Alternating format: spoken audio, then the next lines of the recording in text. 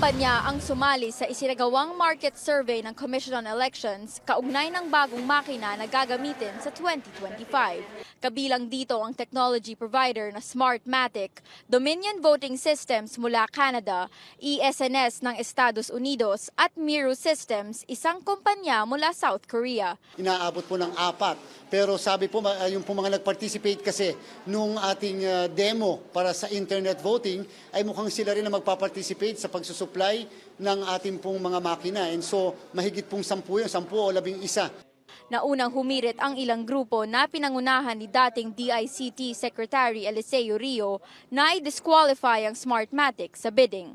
Noong Hunyo, naghain ang grupo ni Rio ng petisyon sa COMELEC para suriin ang kwalifikasyon ng Smartmatic dahil sa di umano'y irregularidad ng nakaraang halalan.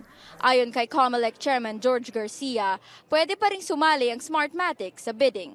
Wala po kasi tayong formal na disqualification sa kanila. At the same time, sa batas po kasi sa Republic Act 9184, wala pa pong sufficient ground para sila ay ma-disqualify at this point, unless may mag-file. So ang sa atin po, we will give everybody an opportunity na makapag-participate. Dagdag ni Garcia, nagsumite na raw ang Law Department nito ng kanilang komento at tatalakayin pa raw ito ng NBank.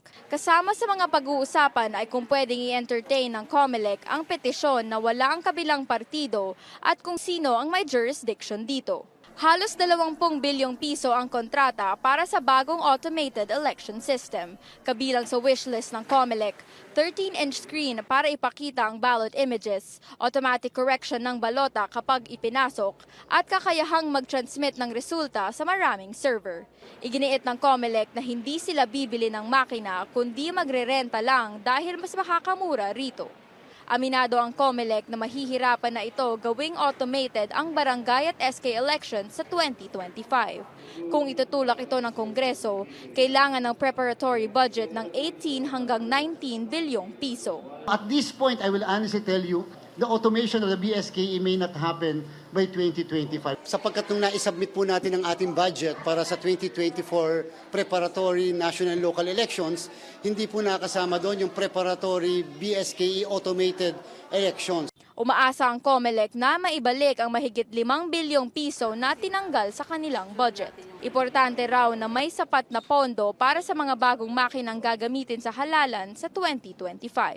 Paige Javier, CNN Philippines.